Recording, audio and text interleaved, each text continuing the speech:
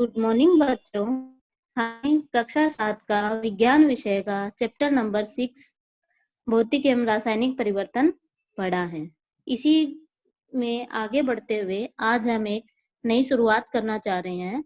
आपको विज्ञान विषय पर अच्छी मजबूती से पकड़ बनाने के लिए आपको हिंदी में कंटेंट उपलब्ध कराने का विचार कर रहे हैं और हमें आशा है कि इस विचार को आप हमें आगे बहुत बड़ा प्लेटफॉर्म देने वाले हैं। और आप हमें बड़ा प्लेटफॉर्म किस तरह से दे पाएंगे? अपने लाइक और शेयर बढ़ाकर। हम चाहते हैं कि जो भी ग्रामीण परिवेश के हिंदी मीडियम के जो बच्चे हैं उनको भी हिंदी में अच्छी गुणवत्ता का कंटेंट उपलब्ध हो। इंग्लिश के कंटेंट तो बहुत सारे उपलब्ध हो जाते हैं यूट्यूब पर, लेकिन हिंदी के जो कंटेंट है वो बहुत कम ही हमें देखने को मिलते हैं। तो चलिए आज हम एक नई शुरुआत करते हैं। आपको विज्ञान विषय में कक्षा 7 का फर्स्ट चैप्टर आज से स्टार्ट कर रहे हैं और हर एक चैप्टर आपको इस पर मिलेगा। आप बस हमारे साथ बने रहिए और लाइक और शेयर करते रहिए, उपलब्ध होंगे। ग्रामीण परिवेश के जो बच्चे हैं उनको हिंदी में कंटेंट उपलब्ध कराने के लिए हमने ये एक पहल की है और इस पहल को आप यूट्यूब पर एक बहुत अच्छा प्लेटफॉर्म हमें दे सकते हैं। वो किस प्रकार दे पाएंगे? अपने हमारे चैनल को आप सब्सक्राइब कीजिए और शेयर कीजिए। चलो आज हम चैप्टर नंबर 1 को बहुत अच्छे से पढ़ेंगे। इसकी शुरुआत करते हैं। इसका नाम है पादपों में पोषण। तो सभी जीव जो होते हैं उनको पोषण की आवश्यकता होती है। पोषण क्या होता है? यानी हम जो भोजन लेते हैं उसी को एक तरह का पोषण कहते हैं। पोषण में हमें भोजन से क्या प्राप्त होता है? हमें कार्बोहाइड्रेट प्राप्त होते हैं, प्रोटीन प्राप्त होता है, वसा प्राप्त होती है, विटामिन प्राप्त होते हैं, खनिज। ये सब हमारे भोजन के क्या है? घटक है, यानी कंटेंट है। और ये जो घटक हमारे शरीर के लिए बहुत आवश्यक है, इन सभी को मिलाकर पोषक कहते हैं, यानी न्यूट्रिशन कहते हैं। इन्हीं से हमें प्राप्त होता है। अब आप सोचते होंगे कि हमें भोजन कहाँ से प्राप्त होता है? देखिए, हमें भोजन प्राप्त होता है, हम भोजन में क्या क्या लेते हैं? सब्जियां लेते हैं, रोटी लेते हैं, चावल लेते हैं, और जो शाकाहारी है वो सब ये लेते हैं, और जो मांसाहारी होते हैं वो मांस का सेवन करते हैं। तो उनको मांस से भी भोजन प्राप्त होता है। लेकिन हम जो है अपना भोजन स्वयं नहीं बना सकते हैं। आप सोचेंगे कैसे? हमारी मम्मी तो हमारे लिए रोज भोजन किचन में बनाती है, तो हम तो स्वयं ही बनाते हैं। लेकिन ध्यान दीजिए, हम भोजन किससे बनाते हैं? हम भोजन बनाते हैं सब्जियों से, अनाज से, तेल से। ये सब किससे प्राप्त हुए हैं हमें? सब्जियां किससे प्राप्त हुई है? पौधों से प्राप्त हुए हैं। अनाज हमें कहाँ से मिला है? पौधों से मिला है। और तेल हमें कहाँ से मिला है? वो भी हमें पौधों से मिला है। तो हम तो भोजन के लिए किन पर डिपेंड हो गए? पौधों पर डिपेंड हो गए। और इस दुनिया में सिर्फ पौधे ही जो ऐसे हैं जो कि अपना भोजन स्वयं बनाते हैं, वो किसी और पर डिपेंड नहीं होते हैं। बाकी दुनिया में सभी जो जीव होते हैं वो अपना भोजन जो है पौधों से ही लेते हैं। अब आप सोचते होंगे कि हम तो हमारी मम्मी को भोजन बनाते हुए देखते हैं, हम भोजन खाते भी हैं, लेकिन जो पौधे होते हैं वो अपना भोजन कैसे बनाते हैं? कैसे अपना भोजन बनाने के लिए सामग्री जो है उनको कहाँ से उपलब्ध होती है? तो इन्हीं कुछ प्रश्नों का उत्तर हमें इस अध्याय में मिलेगा। आप इसको मजे से पढ़िए। केवल पादप ही ऐसे जीव हैं जो कि जल, कार्बन डाइऑक्साइड और खनिज की सहायता से अपना भोजन बना सकते हैं, जो उनको अपने परिवेश में उपलब्ध हो जाता है। तो इस प्रकार से जो जीव अपना भोजन स्वयं बना रहे हैं उनको हम स्वपोषी जीव कहते हैं, यानी ऑटोट्रॉफ्स कहते हैं। स्वपोषी को इंग्लिश में क्या बोलते हैं? ऑटोट्रॉफ्स। और जो जंतु और अधिकतर अन्य जीव जो होते हैं अपना भोजन पादपों से या पादपों के द्वारा संश्लेषित जो पदार्थ होते हैं उनको ग्रहण करके प्राप्त करते हैं, उन्हें विषमपोषी कहते हैं। और विषमपोषी को हेटेरोट्रॉफ्स कहते हैं। ठीक है। फिर है प्रकाश संश्लेषण, पादपों में खाद्य संश्लेषण का प्रक्रम। यानी जो पौधे होते हैं वो अपना भोजन जिस विधि से आप सोचते होंगे कि पादप जो होते हैं वो अपना भोजन कौन से भाग से बनाते हैं? तने से बनाते हैं, या फिर पत्तियों से बनाते हैं, या फिर जड़ों से बनाते हैं? तो पादपों में जो भोजन बनाने की प्रक्रिया होती है वो उनकी पत्तियों में निहित होती है। पत्तियों में इनका भोजन तैयार होता है और एक तरीके से पादप की जो पत्तियां होती हैं उन्हें हम खाद्य फैक्ट्रिया भी कह सकते हैं, क्योंकि यहीं पर उनका अधिकतर भोजन जो होता है बनाया जाता है। तो पत्तियों में जो है भोजन बनाने के लिए उन्हें जल की जरूरत पड़ती है और कुछ खनिजों की जरूरत पड़ती है, जो कि जड़ जो होती है उसके द्वारा अवशोषित कर लिया जाता है और पत्ती तक ये जो होते हैं, जो जल जड़ ने अवशोषित किया है, जो खनिज अवशोषित किए हैं, वो वाहिकाओं के द्वारा पहुंच जाते हैं, जिसके द्वारा पत्तियों में भोजन बनाने की एनर्जी एक तरीके से आती है। अब पत्तियों में जो है हरा रंग जो होता है वो एक वर्णक के कारण होता है जो कि उनमें पाया जाता है, और उस वर्णक का क्या नाम है? क्लोरोफिल। अब क्लोरोफिल पत्तियों के लिए क्या काम करता है? क्लोरोफिल जो होता है ये जो सूर्य का जो प्रकाश आता है उसको अवशोषित करने का काम करता है, यानी सूर्य के प्रकाश से जो भी ऊर्जा मिलती है उसको पत्तियों में उपस्थित जो क्लोरोफिल होता है वो अवशोषित कर लेता है।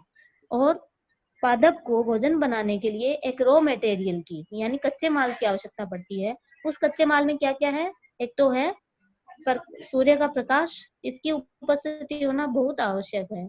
एक है कार्बन डाइऑक्साइड और एक है जल, जिनके द्वारा पादप जो होते हैं अपना भोजन बनाते हैं, और बनाने को हमें मालूम है संश्लेषण कहते हैं। और ये जो भोजन बनाने की विधि है प्रकाश की उपस्थिति में होती है, इसलिए हम इसे प्रकाश संश्लेषण के नाम से जानते हैं। ठीक है बच्चों? अतः सभी जीवों को जितनी भी ऊर्जा मिलती है उसका एक स्रोत है, और वो स्रोत क्या है? सूर्य है। सूर्य से ही पादप जो होते हैं भोजन बनाने की एनर्जी प्राप्त करते हैं। अब हम इसको विज्ञान की भाषा में एक सूत्र देना चाहें तो उसमें हम लिख सकते हैं कि कार्बन डाइऑक्साइड प्लस जल, और ये किसकी उपस्थिति में? सूर्य के प्रकाश की उपस्थिति में, और क्लोरोफिल जो कि पादप की पत्ती में पाया जाता है उसकी उपस्थिति में मिलकर कार्बोहाइड्रेट बनाते हैं और ऑक्सीजन बनाते हैं, जो कि आपको मालूम है ऑक्सीजन हमारे जीवन के लिए बहुत ही आवश्यक है, अति आवश्यक है। हम ऑक्सीजन के बिना नहीं रह पाते हैं, ये हम बहुत अच्छे से जानते हैं। ठीक है? और जो कार्बोहाइड्रेट होता है वह पौधों में कार्बोहाइड्रेट के रूप में नहीं रहता है, वह एक अन्य पदार्थ में चेंज हो जाता है जिसे हम स्टार्च कहते हैं। अब पत्ती में स्टार्च की उपस्थिति ही प्रकाश संश्लेषण प्रक्रम का संपन्न होना दर्शाता है। अर्थात जिस भी पत्ती में आपको टेस्ट करने पर ये मालूम चलता है कि इसमें स्टार्च है, इसका मतलब क्या हुआ कि उस पौधे में प्रकाश संश्लेषण की क्रिया हुई है और उसको भोजन। अब बच्चों आपके दिमाग में एक प्रश्न यह भी आता होगा कि जो पादप होते हैं उसके सिर्फ पत्तियों में ही भोजन बनता है? नहीं, ऐसा नहीं है। पादप जो होते हैं उसकी जो हरी टहनियां होती हैं और जो हरा तना होता है उसमें भी प्रकाश संश्लेषण की क्रिया होती है। जैसे कुछ पादप होते हैं जो कि मरुस्थलीय भागों में पाए जाते हैं, तो उनके जो पत्तियां जो होती है वो सिकुड़ जाती है और वो एक जो सुई के रूप में या बहुत उनका आकार जो होता है छोटा हो जाता है और उनका तना ही सारे काम करता है। प्रकाश संश्लेषण का काम भी तने के द्वारा ही होता है। ऐसा एक उदाहरण हमें मरुस्थलीय स्थलों में मिलता है और वो क्या है? एलोवेरा, जिसे हम ग्वारपाठा कहते हैं या फिर नागफनी। तो ये जो होते हैं ये एक तने का रूपांतरण है, न कि ये पत्तियां हैं। तो इनमें भोजन संश्लेषण किस तरह से होगा? भोजन का संश्लेषण प्रकाश संश्लेषण के द्वारा ही होगा और वो तने में हो रहा है। और आप देखते हैं कि क्या सिर्फ जो हरे रंग की पत्तियां होती हैं जिन पादपों में, उन्हीं में प्रकाश संश्लेषण होता है? तो और भी बहुत तरह की पत्तियां होती हैं जिनका रंग लाल भी होता है या कुछ येलो कलर की होती हैं। तो बच्चों जिन पत्तियों का रंग हरे के अलावा लाल होता है या नीले रंग की या और अन्य कलर की पत्तियां होती है उनमें भी प्रकाश संश्लेषण होता है। उनमें सिर्फ क्या होता है, जो हरा रंग जो होता है वो दूसरे रंगों के द्वारा ढक दिया जाता है जिसमें कि क्लोरोफिल रहता है और वो पौधे अपना प्रकाश संश्लेषण बहुत अच्छे से करते हैं। तो बच्चों, आज का अपना लास्ट का टॉपिक है पादपों में कार्बोहाइड्रेट के अतिरिक्त अन्य खाद्यों का संश्लेषण। ठीक है, और आगे के जो टॉपिक है वो हम कल के वीडियो में पढ़ेंगे। तो हम देखते हैं कि पादप जो है प्रकाश संश्लेषण की प्रक्रिया के द्वारा कार्बोहाइड्रेट बनाते हैं, लेकिन हमें तो पादपों से प्रोटीन भी प्राप्त होते हैं, वसा भी प्राप्त होते हैं, तो वो किस प्रकार पादप बना पाते हैं, उस इस क्वेश्चन का आंसर हमें इस टॉपिक के अंदर मिल जाएगा। तो पादप जो होते हैं, ये जो कार्बोहाइड्रेट है, ये कार्बन से, हाइड्रोजन से और ऑक्सीजन से मिलकर बना होता है, परंतु जो प्रोटीन होता है वह कार्बन, हाइड्रोजन, ऑक्सीजन और नाइट्रोजन से मिलकर बना होता है। तो पौधे जो है वो नाइट्रोजन कहाँ से लेंगे, ये एक सोचने की बात है। तो आप सोचेंगे कि ये सोचने की क्या बात है, वायुमंडल जो है इसमें हम जानते हैं 78% नाइट्रोजन होती है, तो ये तो बहुत अच्छे से उपलब्ध है पौधों को, यहाँ से ले लेंगे। परंतु ऐसा बिल्कुल नहीं है। पौधे जो है नाइट्रोजन को गैस के रूप में प्राप्त नहीं करते हैं, बल्कि ये जो नाइट्रोजन को एक विलय के रूप में प्राप्त करते हैं। अब विलय के रूप में गैसीय नाइट्रोजन किस तरह से परिवर्तित होगी, देखिए। कुछ जो पौधे होते हैं, जैसे दाल के पौधे होते हैं, मटर के पौधे होते हैं, इन पौधों की जो जड़ होती है उनमें विशेष प्रकार के जीवाणु पाए जाते हैं।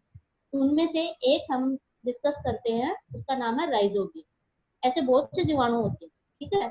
तो ये जो राइजोबियम होता है, ये जो वायुमंडलीय नाइट्रोजन होता है, इसको विलय के रूप में चेंज कर देते हैं, जहां से पौधे मृदा के द्वारा, मिट्टी के द्वारा ग्रहण कर लेते हैं और पौधों को नाइट्रोजन जो है गैस की बजाय विलय के रूप में प्राप्त हो जाती है।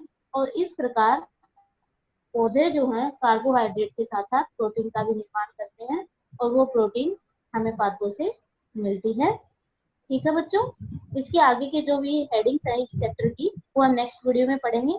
आपको वीडियो कैसा लगा वो आप हमें कमेंट करके जरूर बताइएगा, और अगर आपकी कोई क्वेश्चन हो, क्वेरी हो, तो आप कमेंट कीजिए, हम उन्हें पूरी करने की कोशिश करेंगे। वीडियो को सब्सक्राइब और शेयर करना आप बिल्कुल नहीं भूलेंगे, ये हमें पूरा विश्वास है। धन्यवाद। सो थैंक यू दोस्तों फॉर वॉचिंग आवर वीडियो। और भी नए वीडियोस के नोटिफिकेशंस पाने के लिए हमारे चैनल को सब्सक्राइब कर दीजिए और नीचे बेल आइकन को भी दबा दीजिए, जिससे आपको सारे वीडियोस के नोटिफिकेशंस मिलते रहें। Thank you.